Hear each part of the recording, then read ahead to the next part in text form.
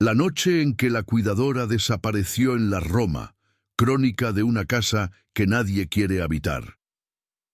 En la colonia Roma, cuando cae la noche, las luces de los restaurantes se mezclan con el ruido de los coches y el eco de la música que sale de los bares.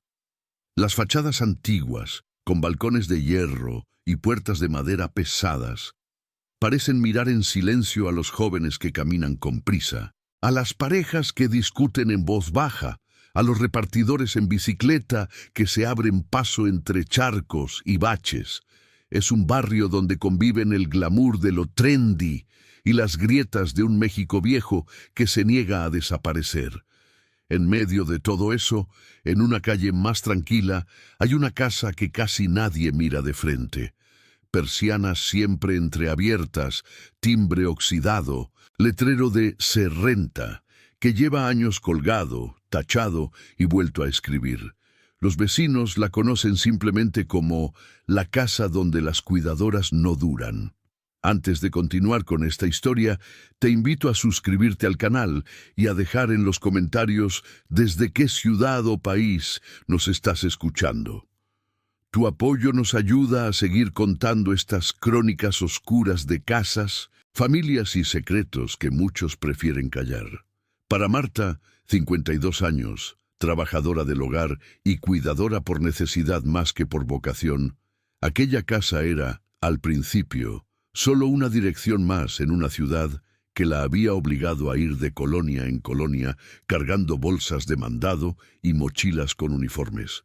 Venía de Iztapalapa, de un departamento pequeño en el tercer piso de un edificio sin elevador, donde vivía con su hijo menor y su nieta recién nacida. Su hija se había ido a Querétaro con una pareja que nunca terminó de convencerla, y el padre de sus hijos hacía años que solo existía en los recuerdos borrosos de pleitos viejos. Dicen que en la Roma pagan mejor, le había dicho su hijo una noche, mientras cenaban sopa de pasta y tortillas frías. Una señora del mercado me contó que andan buscando cuidadora para un señor grande que ya no se mueve bien. ¿Y por qué nadie quiere el trabajo entonces?, preguntó Marta desconfiada, rompiendo la tortilla en pedacitos. Pues, porque es de noche, creo, y porque es en una casa que dicen que está salada. El muchacho hizo comillas en el aire. Pero tú siempre dices que los muertos no hacen daño, que los vivos son peores. Marta se rió apenas, sin mucho humor. Era verdad. Nunca le habían espantado las historias de fantasmas. Lo que la asustaba era no poder pagar la luz, no llegar a la renta, no tener dinero para los pañales de la nieta. Había pasado por suficientes casas para saber que, a veces, el verdadero miedo venía en forma de patrón arrogante, de señora clasista, de hijos que la trataban como si fuera invisible. El contacto se lo dio una amiga que limpiaba en un edificio cercano. Es en la Roma, casi llegando a Álvaro Obregón, le explicó por WhatsApp. La casa es vieja pero grande. El hijo del señor es el que paga. Dice que necesita a alguien responsable, discreta y sin problemas de horarios. Marta leyó esas palabras varias veces. Sin problemas de horarios casi siempre significaba prepárate para no tener vida propia. Aún así, llamó al número. No estaba en condiciones de ser exquisita. La primera vez que vio la casa fue una tarde nublada, con el cielo de la ciudad del mismo color que el concreto de los edificios. Caminó por la acera esquivando bicicletas, perros con suéter y gente que hablaba por celular en inglés o en un español salpicado de anglicismos. Se sentía fuera de lugar con su chamarra gastada y sus tenis económicos. Pero ya estaba acostumbrada a esa sensación. La casa estaba a mitad de la cuadra, no tenía nada espectacular, portón de hierro negro con óxido en las esquinas, paredes de un color que tal vez había sido blanco hace décadas, balcones pequeños con macetas secas. El letrero de "se renta" colgaba torcido, con un número de celular escrito y reescrito encima de otros antiguos. Marta respiró hondo y tocó el timbre. Tardaron en abrir.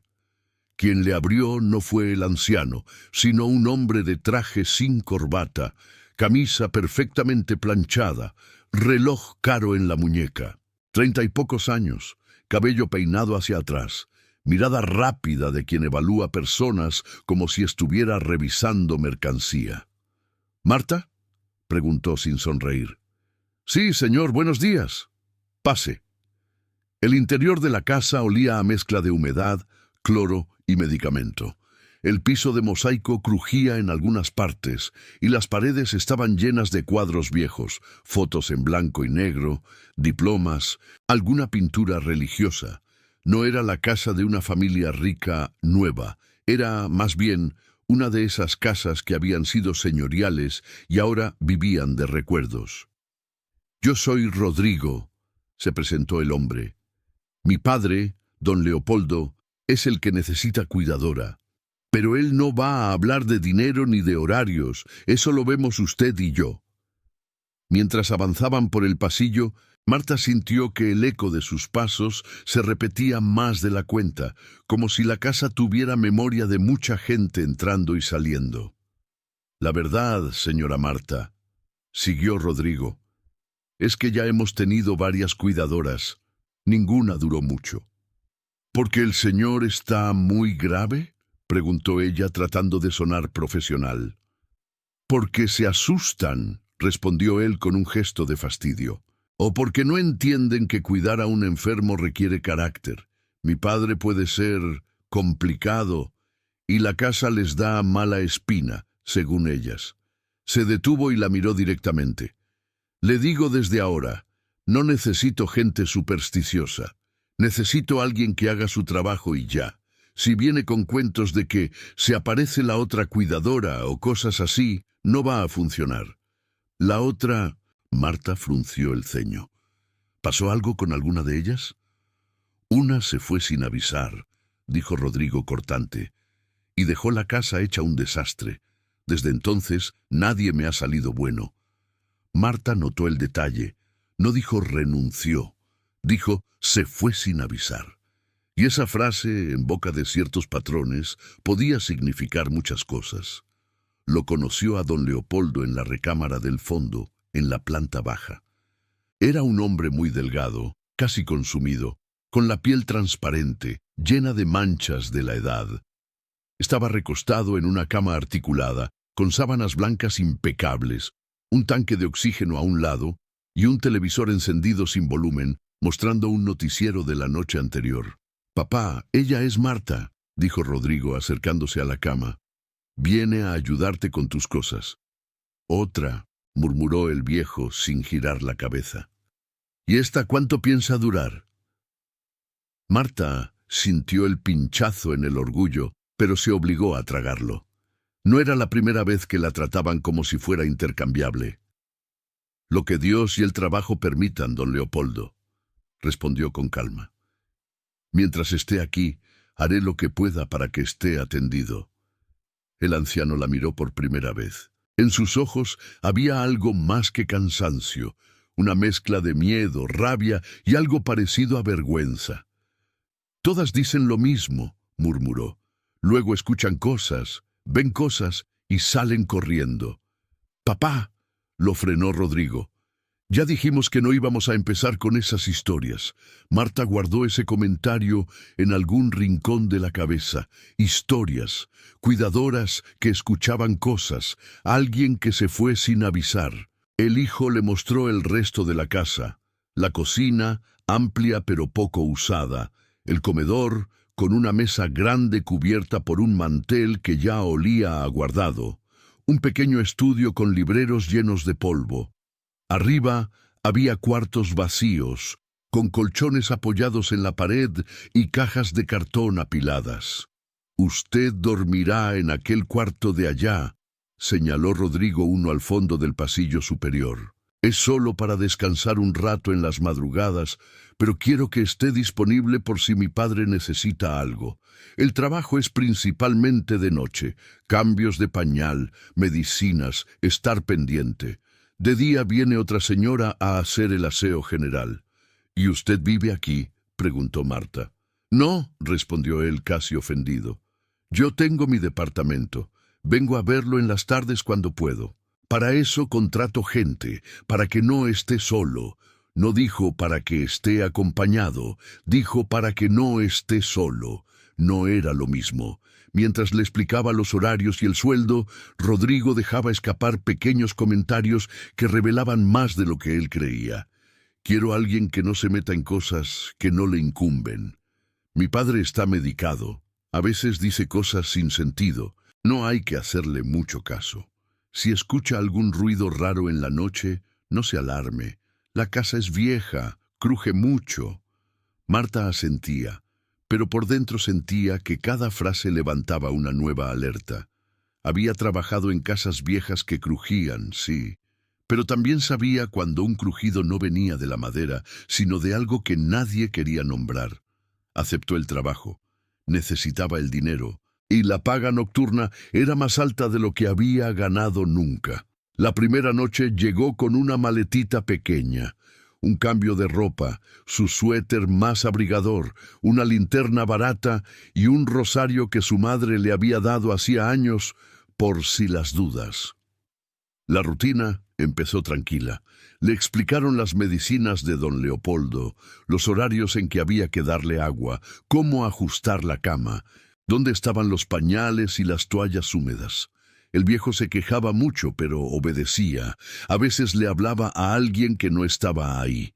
«No te acerques a la ventana», murmuraba medio dormido. «Ya te dije que ahí fue... ahí...» Marta le acomodaba la almohada, le humedecía los labios y trataba de no escuchar más de lo necesario. Estaba acostumbrada a los delirios de los enfermos, o eso creía. Las primeras señales de que esa casa no era como las demás llegaron de forma discreta. Un vaso que ella juraría haber dejado en el fregadero aparecía de pronto sobre la mesa de noche de don Leopoldo. Una silla del comedor, que siempre estaba bien pegada a la mesa, amaneció ligeramente separada, como si alguien se hubiera sentado ahí durante la noche. Un frasco de medicamento, que Marta dejaba cerrado, apareció una madrugada con la tapa abierta, sin que las pastillas se hubieran movido. Al comentarlo con Rodrigo, él se limitó a encogerse de hombros. «Seguramente fue usted misma y no se acuerda», dijo, con una sonrisa que no llegaba a los ojos. «En la noche todos andamos medio dormidos. Esa es la cosa. Hay que ser profesional. También puede ser que se haya quedado alguien más con él antes de que yo llegara, ¿no?», se atrevió Marta. «Otra cuidadora». «Aquí no ha entrado nadie más desde que usted llegó», cortó él. «Mejor concéntrese en su trabajo». Esa insistencia en borrar la existencia de alguien más encendió una alarma muy clara dentro de ella. Fue entonces cuando empezó a fijarse en los detalles. Un suéter de mujer colgado detrás de la puerta del baño, un frasco de crema barato en el buró que no pertenecía a la casa, una taza con un corazón despostillado en el fondo de la alacena, rastros de otra presencia femenina que había sido sacada del discurso, pero no del espacio. Una madrugada, mientras la ciudad afuera se reducía al sonido distante de un par de motos y algún coche borracho, Marta caminaba por el pasillo con la linterna en la mano, revisando que todo estuviera en orden. Iba de regreso al cuarto de don Leopoldo cuando vio algo que le detuvo el corazón. En la pared, junto al interruptor de la luz, había marcas de uñas, como si alguien hubiese arañado el yeso con desesperación. 4 líneas paralelas, repetidas varias veces, a la altura de una mano de mujer. Se acercó con la linterna. Los surcos eran recientes, el polvo blanco aún se notaba suelto en el borde.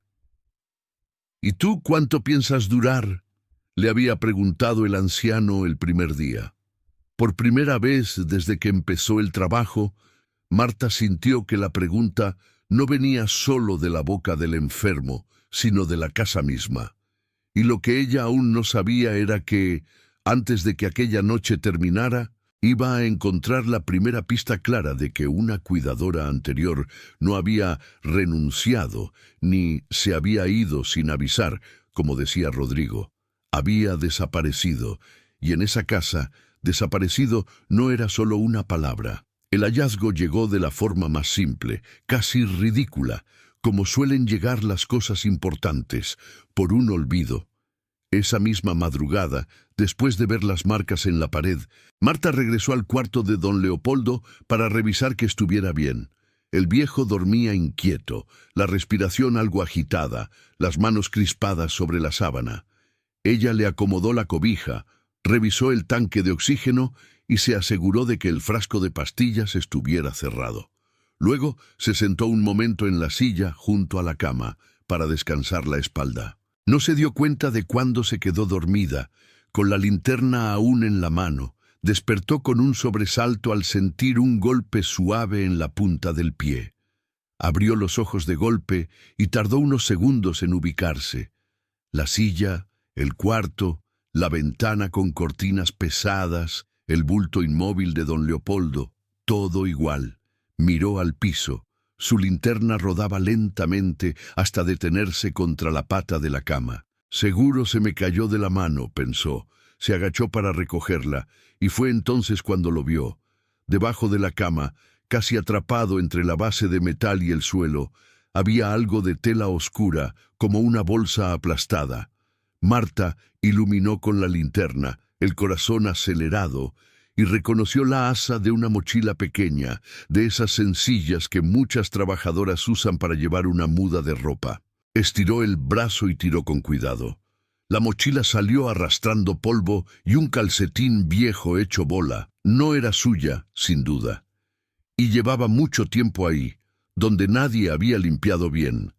Abrió el cierre despacio.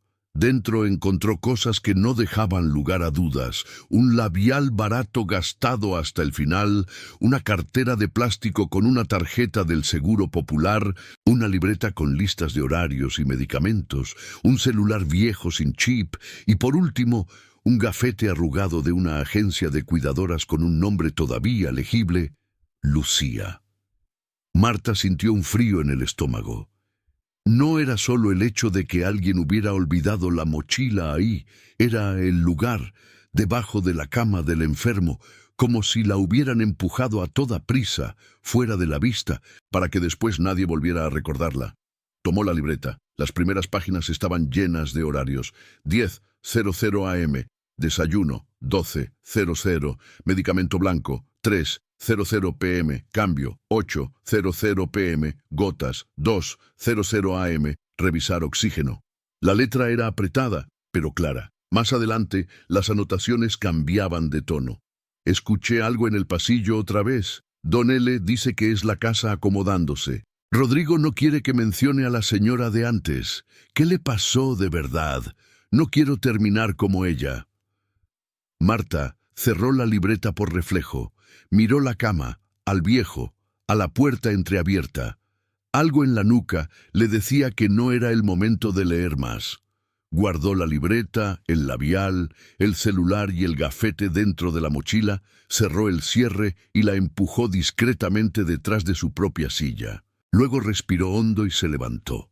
Don Leopoldo abrió los ojos justo en ese instante, como si hubiera sentido el movimiento. «¿Ya vino?», murmuró, con la voz cascada. Marta se detuvo a mitad de camino. «¿Quién, don Leopoldo?» «La otra», susurró él, mirando hacia el techo. «La que se iba a ir». Y ya no alcanzó. El corazón de Marta dio un brinco. No sabía si hablaba de un sueño, de un recuerdo o de algo que estaba viendo en ese momento.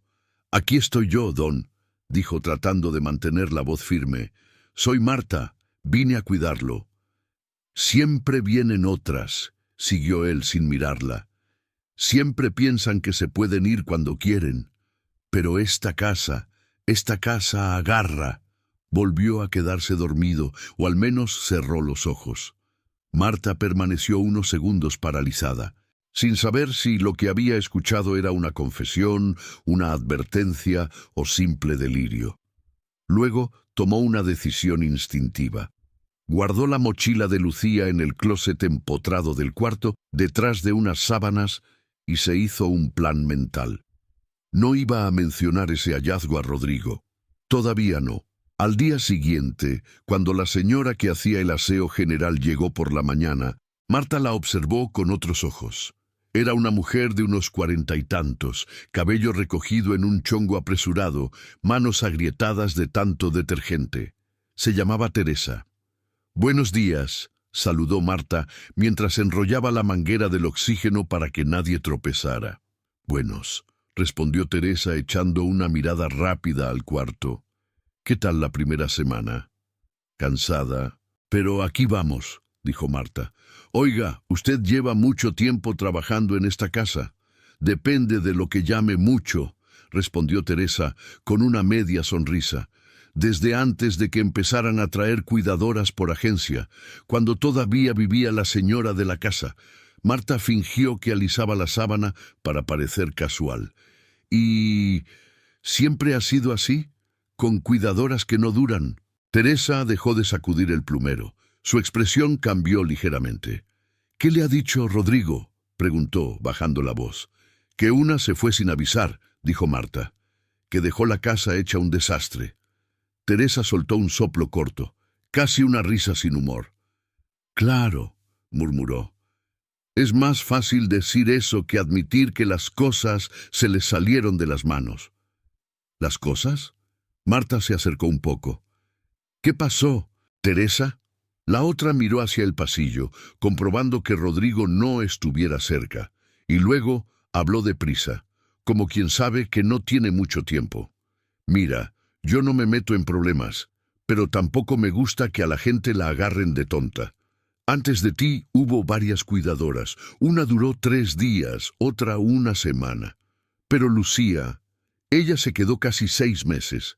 Era joven, como de 30 y algo, morena, con carácter. No se dejaba. Y empezó a decir que aquí pasaban cosas raras», continuó Teresa. «Que don Leopoldo decía cosas cuando Rodrigo no estaba, que hablaba de una primera cuidadora que nadie menciona, que la casa no la quería dejar ir.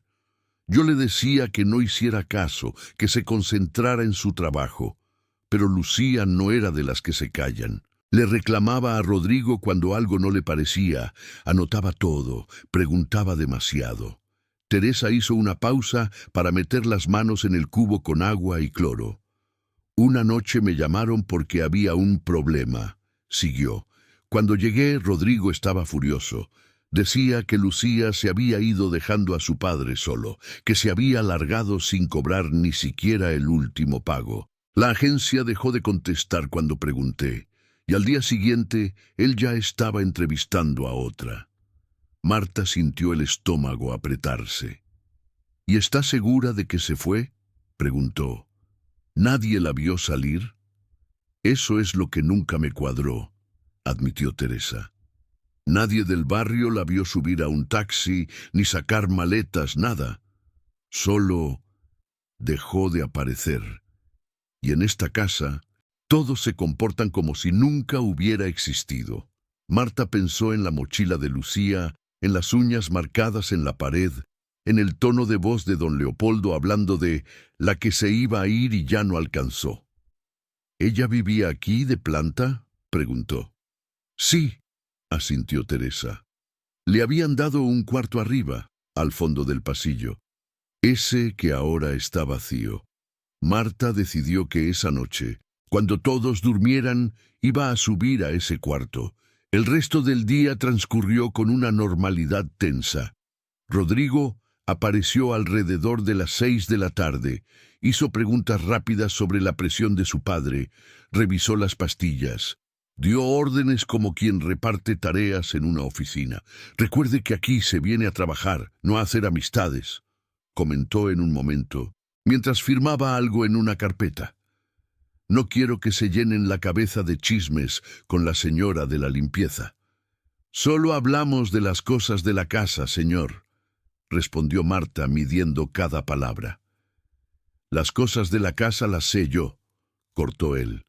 «Si algo se descompone, me avisa. Si mi padre dice algo raro, no me venga con que sintió una energía.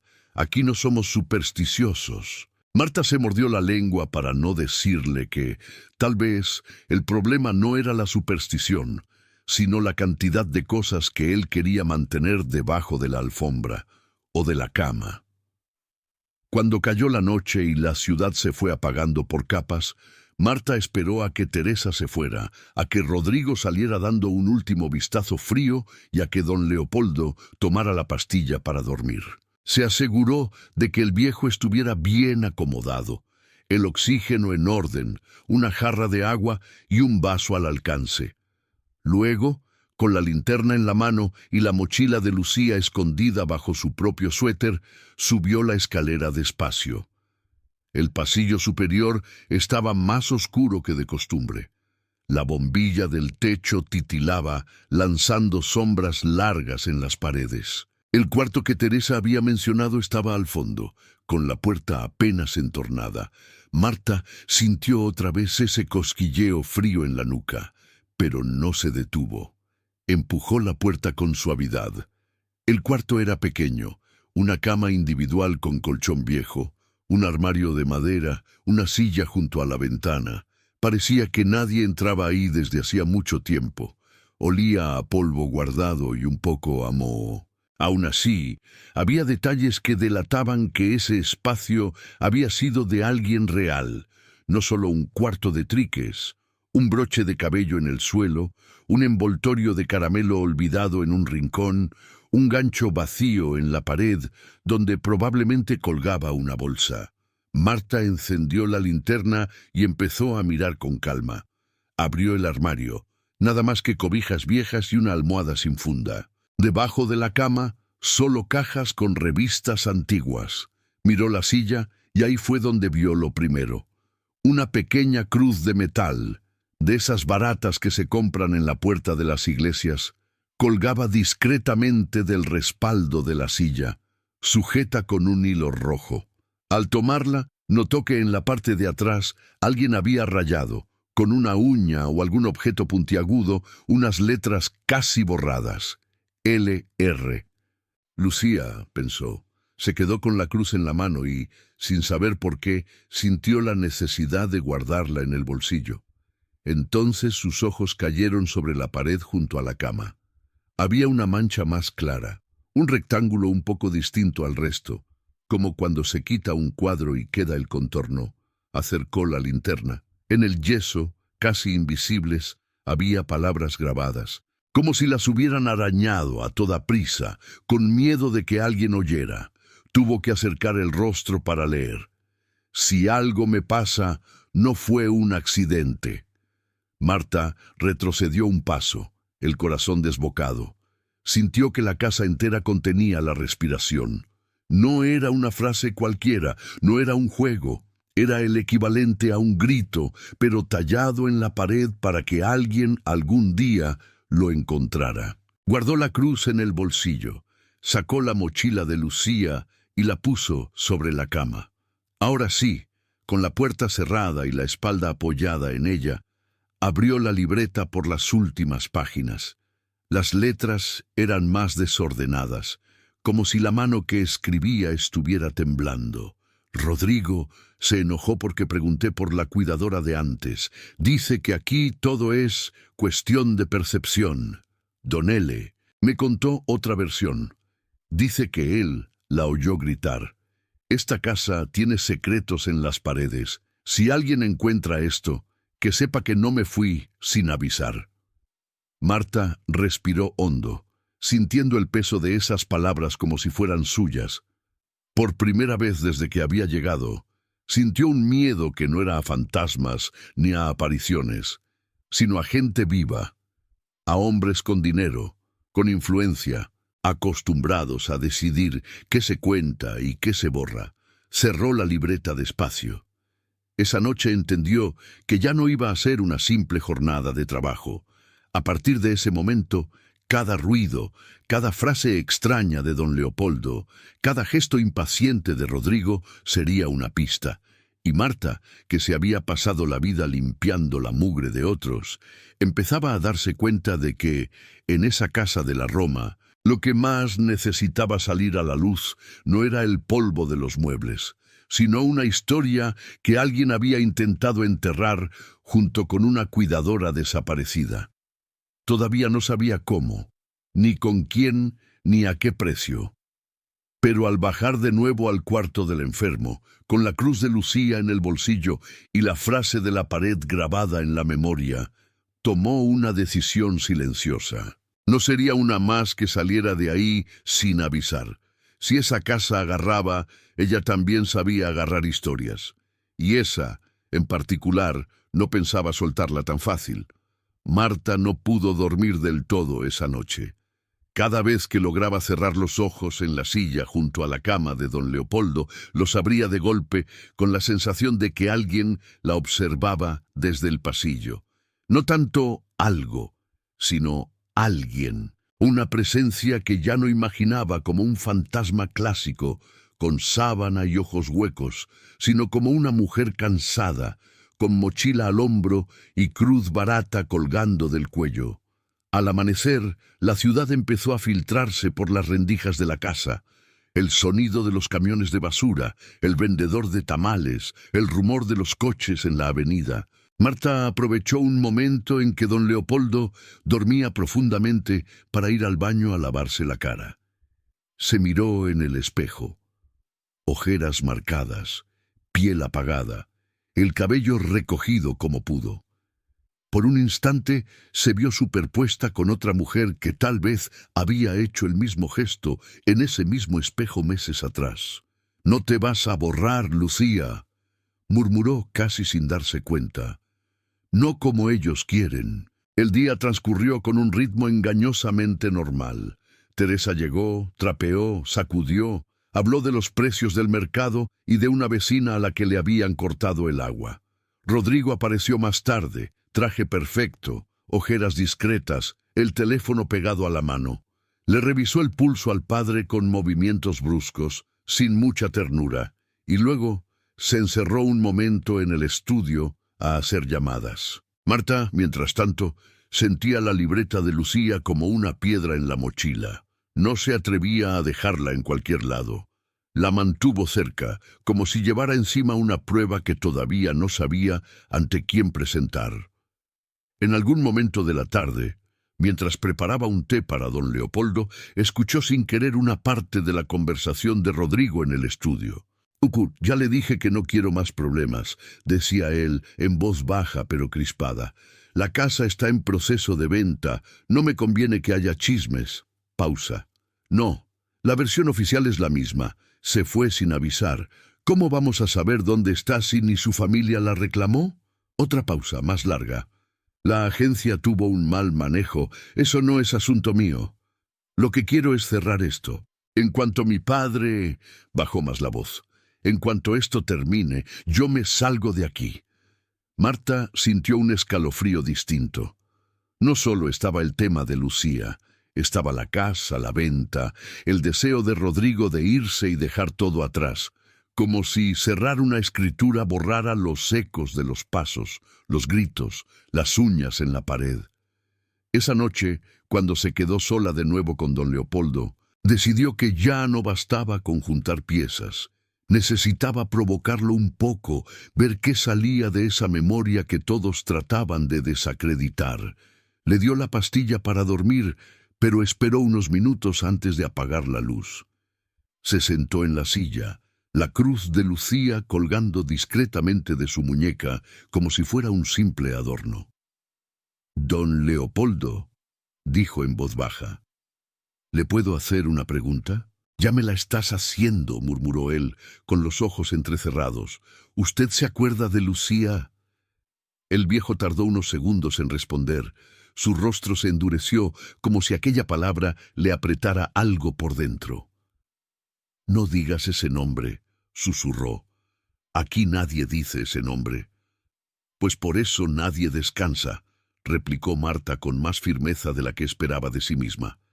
«Ni ella, ni usted, ni esta casa. Hubo un silencio pesado. El sonido del oxígeno llenó el cuarto. Finalmente Leopoldo habló, sin mirarla. Ella quería irse, dijo. Como todas, pero no le tocaba todavía. ¿Qué significa eso? Marta se inclinó hacia él. Que no le tocaba porque usted no quería o porque su hijo no la dejaba. Porque esta casa la agarró, contestó él casi en un suspiro, igual que agarró a la otra. Marta sintió un pinchazo en el pecho. ¿La otra quién? ¿La primera cuidadora? Insistió. La que nadie menciona.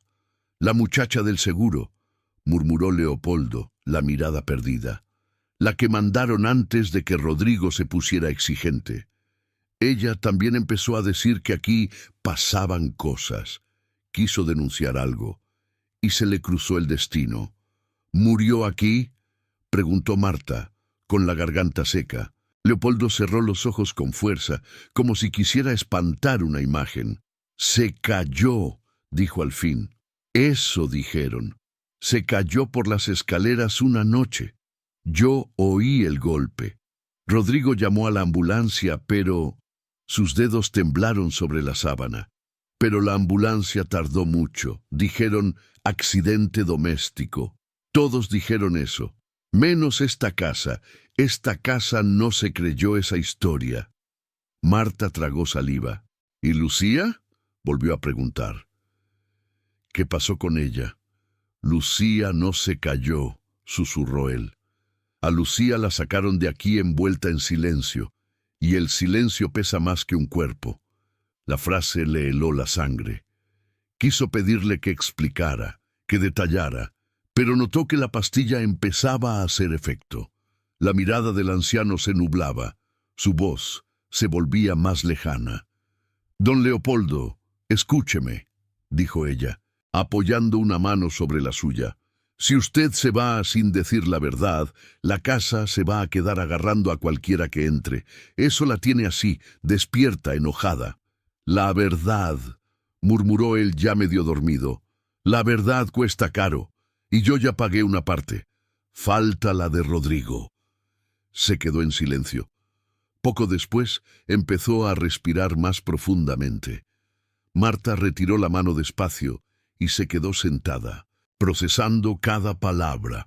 Ahora tenía dos historias encima: la de la muchacha del seguro, caída por las escaleras, y la de Lucía, sacada en silencio.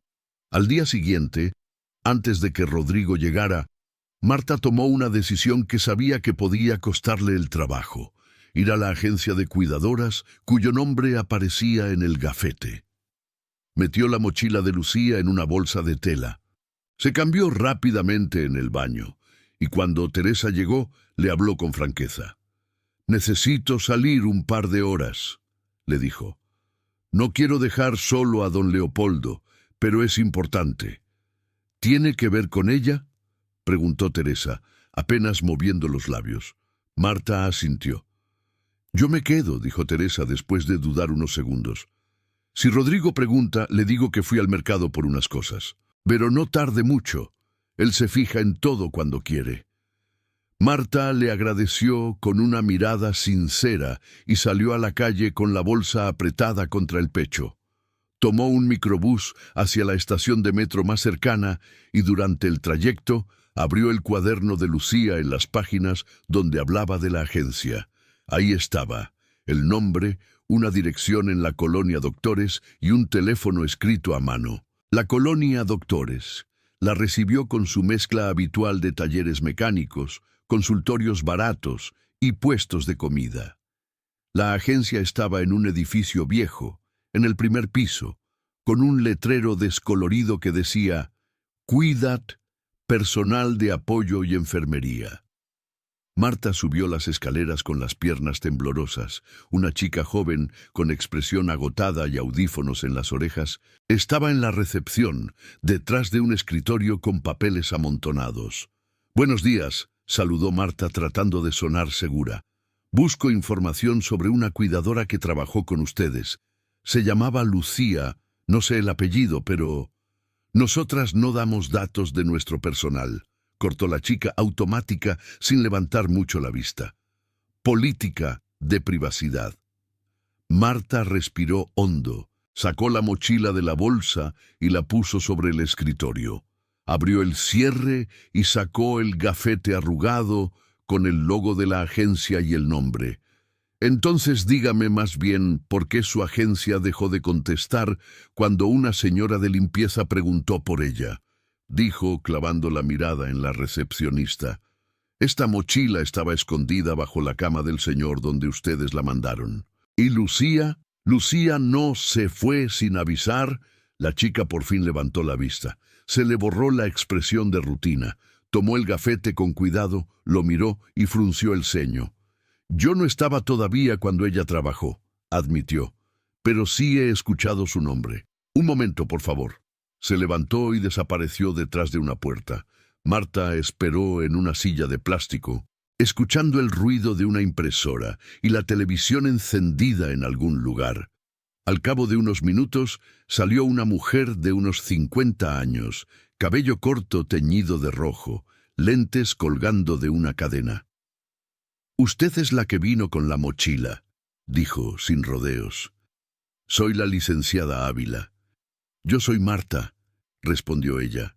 «Estoy trabajando ahora en la misma casa donde trabajó Lucía, y quiero saber qué pasó con ella». «¿Y Rodrigo sabe que está aquí?», preguntó la mujer, entornando los ojos. «Si él supiera, no me dejaría venir», replicó Marta. «Por eso vine sin avisar. Igual que, según él, se fue Lucía». La licenciada Ávila soltó un suspiro largo y se apoyó en el escritorio. «Mire, señora Marta», empezó.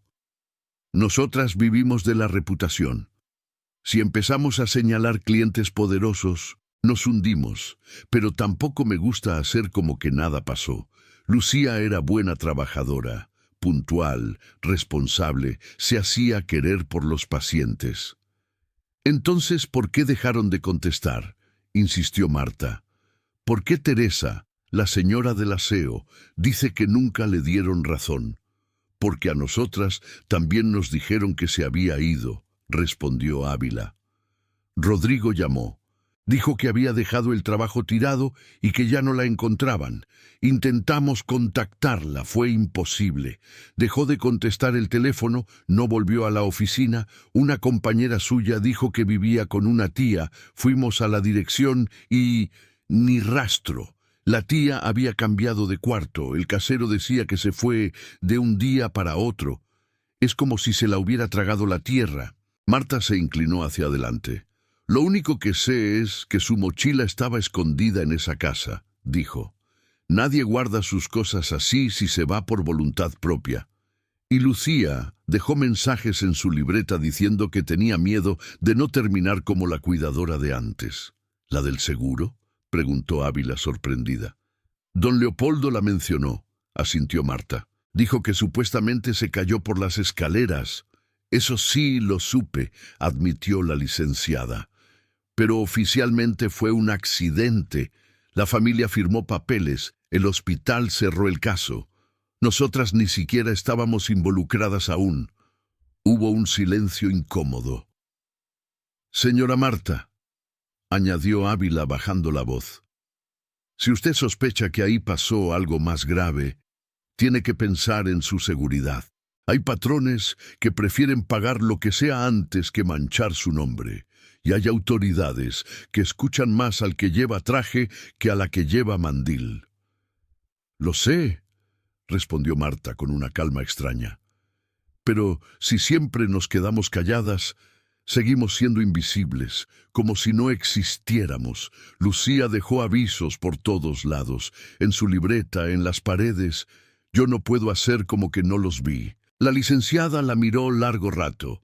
Luego abrió un cajón y sacó una carpeta delgada. «Esto es lo único que tengo», dijo. «Copia de su contrato, datos de contacto, un formulario donde menciona a una prima como referencia.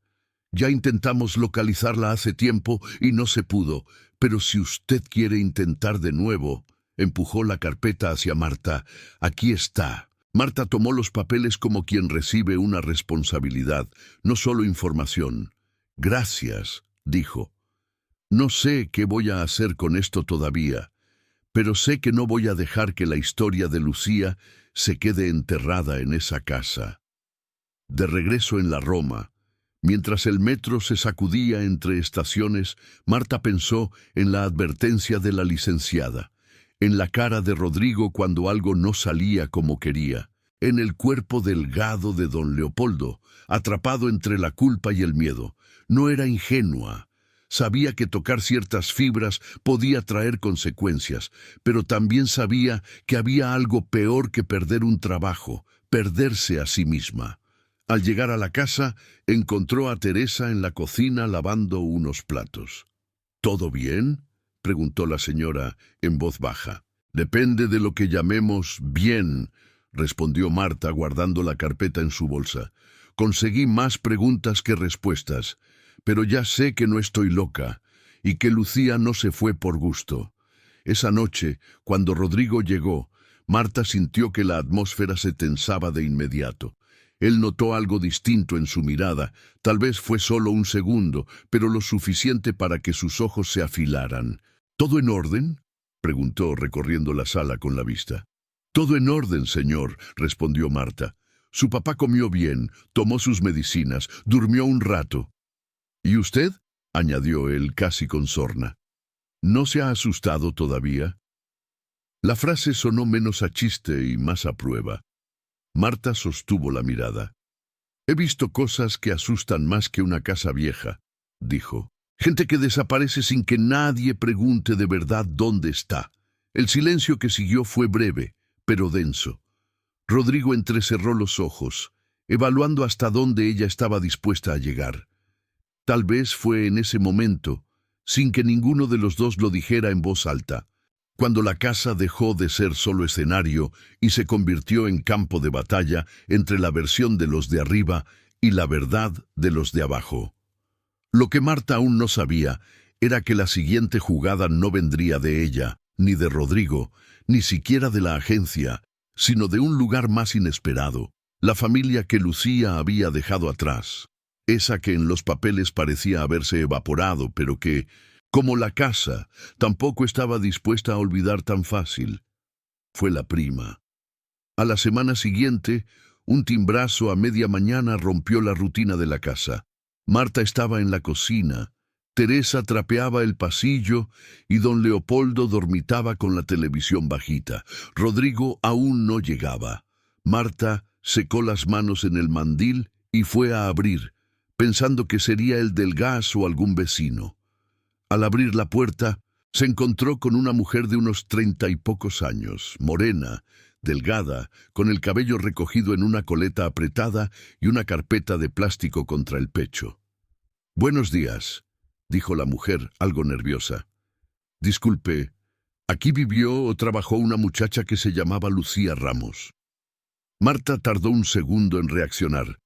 El apellido, el tono de la pregunta, la forma en que los ojos de la mujer recorrían la fachada como buscando huellas invisibles.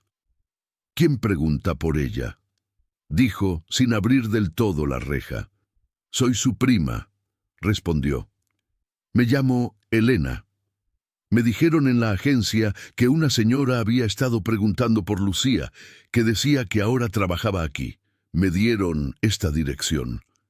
Marta sintió que, por primera vez en mucho tiempo, algo en la historia empezaba a moverse desde fuera de la casa, no solo desde dentro. «Pase», dijo, abriendo la reja. «Vamos a la cocina. Aquí en la sala...» Miró instintivamente hacia el pasillo. «Aquí todos escuchan». Le sirvió un vaso de agua a Elena, que se sentó en una de las sillas, agarrando la carpeta como si fuera un salvavidas. «Hace casi un año», empezó la prima. Lucía dejó de contestar el teléfono. No fue algo raro al principio, a veces cambiaba de número porque no alcanzaba a pagarlo, pero luego ya no apareció ni en la casa de mi tía, ni en la agencia, ni en el trabajo anterior. La policía nos dijo que seguro se fue con un hombre. Se le quebró la voz, como si una mujer pobre no pudiera desaparecer por otra razón, como si siempre fuera culpa de ella. Marta asintió en silencio. Esas frases las conocía de memoria. Yo encontré su mochila, dijo sin rodeos, debajo de la cama del señor que cuido ahora, y su cruz, y una frase en la pared de su cuarto diciendo que, si algo le pasaba, no iba a ser un accidente. Elena se tapó la boca con la mano. Las lágrimas se le agolparon en los ojos, pero no llegaron a salir. Yo sabía, susurró. Yo sabía que no se iba a ir así nomás. Lucía era peleonera, pero no era irresponsable. Siempre decía, a la primera que me hagan algo raro, yo misma me voy a la delegación.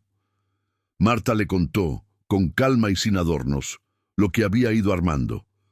La caída accidental de la primera cuidadora, los delirios de don Leopoldo, las evasivas de Rodrigo, la mochila escondida, la libreta, la cruz, la visita a la agencia. No exageró nada, tampoco suavizó. Yo no tengo pruebas firmadas, concluyó, pero tengo todo esto, y tengo a don Leopoldo hablando de gritos en la noche, y tengo a Teresa, que vio cosas, y ahora la tengo a usted. Elena respiró hondo. Abrió su carpeta. Dentro había copias de denuncias, fotos impresas de Lucía, capturas de pantalla de mensajes viejos. Yo también tengo cosas, dijo. Aquí está el reporte de persona desaparecida que nadie atendió como debía. Las veces que fui a la agencia y me dijeron que no era de su competencia. Las respuestas de la policía diciendo que, si hubiera delito, ya se sabría. Golpeó suavemente la mesa con los dedos. Tal vez solas no nos hicieron caso, añadió. Pero juntas, más la señora Teresa, más lo que diga el viejo, algo tiene que hacerse. En ese momento se escuchó el ruido de llaves en la puerta. Rodrigo. Marta se puso de pie de inmediato. Escóndase en el estudio un momento, le dijo a Elena. No quiero que la saque a empujones sin siquiera escucharla. Déjeme hablar primero. Elena dudó, pero asintió y se dirigió al estudio. Marta alcanzó a cerrar la puerta justo cuando Rodrigo entraba a la sala, revisando algo en el celular. ¿Quién estaba en la puerta?, preguntó sin levantar la vista. Nadie importante, señor, respondió Marta. Un vendedor de catálogos. Rodrigo dejó las llaves en la mesa del recibidor, se acercó al cuarto de su padre, preguntó 2 o 3 cosas mecánicas y luego apareció en la cocina con un café que se sirvió él mismo. «Quiero hablar con usted», dijo Marta antes de que él se sentara. «Y quiero que me escuche sin ponerse a la defensiva». Rodrigo levantó una ceja. «Diga», respondió, sin ocultar el tono de superioridad. «Pero sea breve, por favor. Tengo junta». Marta sacó de su bolsa la cruz de Lucía y la puso en la mesa. Luego la libreta, luego el gafete. Rodrigo se quedó inmóvil unos segundos. Algo, por primera vez, se resquebrajó en su máscara de control. «¿Dónde encontró eso?», preguntó, la voz un poco más baja. «Debajo de la cama de su padre», dijo Marta. «Y en el cuarto de arriba. Lucía no se llevó sus cosas porque no se fue por su voluntad. Y usted lo sabe, igual que sabe que la cuidadora del seguro no solo se cayó». Rodrigo apretó los labios, miró hacia la puerta del estudio, como intuendo que no estaban solos. «Usted no tiene idea de lo que está diciendo», espetó. «Está hablando de cosas muy graves. Justamente por eso las digo», replicó Marta. «Usted lleva meses esperando que yo me asuste y me vaya. Pero yo no me voy a ir. No sin que, por lo menos, alguien le ponga nombre a lo que pasó aquí. Y no hablo solo de fantasmas». Hubo un silencio cargado. Rodrigo se pasó la mano por el rostro, como si estuviera cansado de repente. «Lucía era un problema», dijo al fin sin mirarla. «Se metía en todo, opinaba de todo, quería denunciar malos tratos, decía que mi padre no estaba bien medicado, que la agencia explotaba a las trabajadoras». Sonrió con amargura. Y tenía razón en muchas cosas, pero se sentía con el derecho de decirlas a gritos. «Eso no es delito», respondió Marta. «Delito es desaparecer a alguien». Rodrigo la miró, frío. Yo no desaparecí a nadie, dijo. Pero sí sé que esa noche pasó algo que nunca debió pasar. Respiró hondo. Empezó a hablar con una rapidez que revelaba nervios. Mi padre tuvo un episodio fuerte. Se quiso levantar de la cama, se arrancó la sonda. Lucía trató de detenerlo. Hubo gritos, empujones. Él cayó, se golpeó, sangró. Ella se asustó. Yo llegué y los vi así, el cuarto hecho un desastre, mi padre delirando, la puerta abierta. Lucía decía que iba a llamar a la ambulancia y también a la policía, que ya no iba a cubrir nada. Hizo una pausa. Tuvimos una discusión horrible en el pasillo. Me gritó que gente como nosotros se sentía con permiso de comprarlo todo. Yo la sujeté del brazo. Ella se soltó, resbaló en la escalera. Se golpeó fuerte. Llamé a la ambulancia, pero... Se le quebró la voz. Pero ya no había nada que hacer. Marta apretó los puños. ¿Y entonces qué hizo?, preguntó. ¿Fue a la policía? ¿Habló con su familia? Los paramédicos dijeron que podía tomarse como accidente, contestó. Mi padre estaba en shock, yo también. La agencia prefirió callar, la familia, nadie vino de inmediato. Me aconsejaron no complicar más las cosas, que era mejor así, que total, esas cosas pasan. Se rió sin humor, y yo, cobarde, acepté, añadió. Dejé que Lucía se convirtiera en una persona que se fue sin avisar. Dejé que la casa cargara con los gritos que nadie quiso escuchar. Marta sintió una mezcla de rabia y asco. Usted decidió que su tranquilidad valía más que la verdad, dijo. Que el apellido que trae en el reloj es más pesado que el cuerpo de una trabajadora. Yo no la maté a propósito, replicó Rodrigo, casi suplicando. Fue un accidente. Tal vez el golpe fue un accidente, concedió Marta. Pero todo lo que vino después no lo fue. Usted eligió, y esa elección es la que tiene a esta casa como está. En ese momento, la puerta del estudio se abrió. Elena salió, el rostro pálido pero firme, con la carpeta en la mano. Y yo no voy a dejar que sigan llamando accidente a lo que ustedes hicieron con mi prima, dijo mirándolo directo. Rodrigo se quedó helado. ¿Tú quién eres?, preguntó, aunque ya lo intuía. Soy la familia que nunca quisiste ver de frente, contestó Elena, la que la policía no escuchó, la que la agencia ignoró, la que tu dinero quiso dejar fuera de la foto. Lo que siguió no fue una escena de telenovela con gritos y platos rotos. Fue peor, fue una conversación larga, llena de datos, fechas, nombres de paramédicos, horarios de ambulancias, documentos que Elena y Marta sacaban de la carpeta y de la libreta, contrastados con lo que Rodrigo recordaba. Poco a poco, el relato que él había sostenido en su cabeza como escudo se fue llenando de agujeros. Usted decidió creer la versión que más le convenía, dijo Marta en un momento, pero la casa sabía otra, don Leopoldo también, y Lucía dejó la suya escrita en todas partes. Al final, Rodrigo se hundió en la silla pálido. ¿Qué quieren que haga?, preguntó derrotado. ¿Que vaya a la policía y diga, perdón, hace casi un año encubrí un accidente mortal? ¿Que meta a mi padre en un hospital psiquiátrico y me arruine la vida? Queremos que deje de hacer como que no pasó nada, respondió Elena. Que firmes, con tu nombre, una declaración de cómo fue todo. Que reconozcas que su muerte no fue que se fue sin avisar, sino una cadena de negligencias, gritos y miedo. Ya veremos qué dice la ley. Pero yo, como familia, necesito al menos que su historia exista en un papel que no haya escrito solo yo. Y queremos, añadió Marta, que esta casa deje de ser una trampa para otras, que no se venda como si nada, que quien entre aquí sepa dónde pisa. No fue fácil. Rodrigo intentó negociar, acotar, posponer. Al final, acorralado por la evidencia moral más que por la legal, accedió a algo que para él era impensable unos días atrás.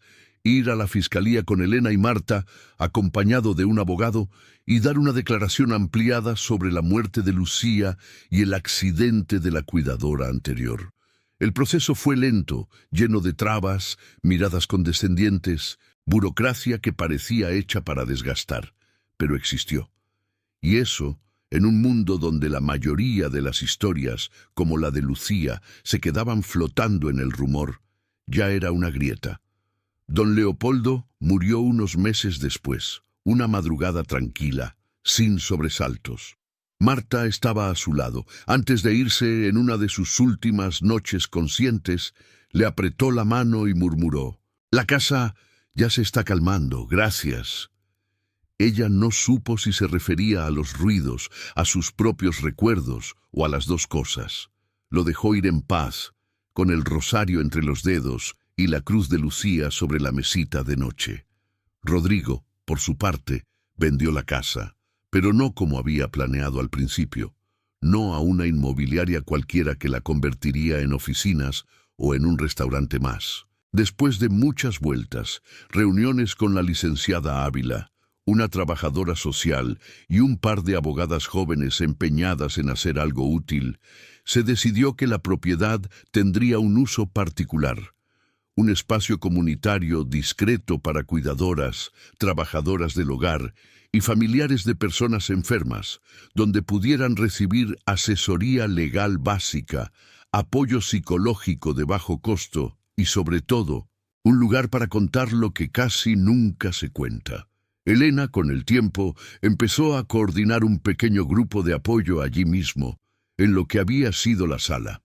Un círculo de sillas de plástico donde cada semana se reunían 5, 10, luego 15 mujeres y algunos hombres a hablar de jornadas interminables, sueldos mal pagados, maltratos, culpas, miedos. La foto de Lucía, en un marco sencillo, colgaba en una pared lateral, sin velas ni altares, pero con una placa pequeña: Lucía Ramos, cuidadora. Su historia no fue un accidente. Marta siguió trabajando como cuidadora algunos años más, pero ya no de la misma manera. Aprendió a decir no a ciertos patrones, a exigir contrato escrito, a explicar a otras que no tenían que aceptar humillaciones como precio por el sueldo. En el espacio de la Roma, ayudaba algunas tardes a preparar café, repartir pan dulce, acomodar sillas. «Yo no soy psicóloga ni licenciada», decía cuando le preguntaban qué hacía ahí. «Yo solo sé escuchar, y sé lo que es sentir que te quieren borrar». La casa, mientras tanto, cambió de clima. Dejó de ser la casa que nadie quiere habitar del barrio para convertirse en la casa donde las cuidadoras se juntan a hablar. Los vecinos empezaron a verla con otros ojos.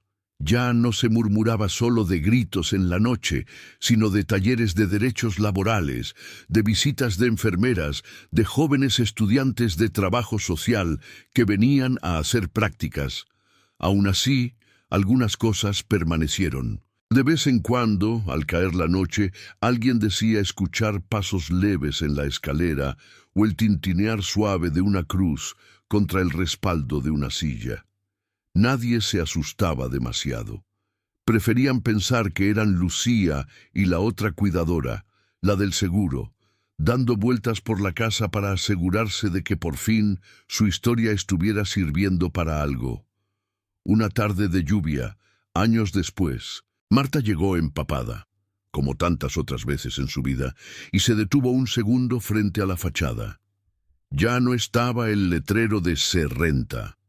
En su lugar, un pequeño rótulo discreto decía: «Centro de apoyo para cuidadores y trabajadoras del hogar. Entrada libre». Se acomodó el mandil, subió los escalones y empujó la puerta.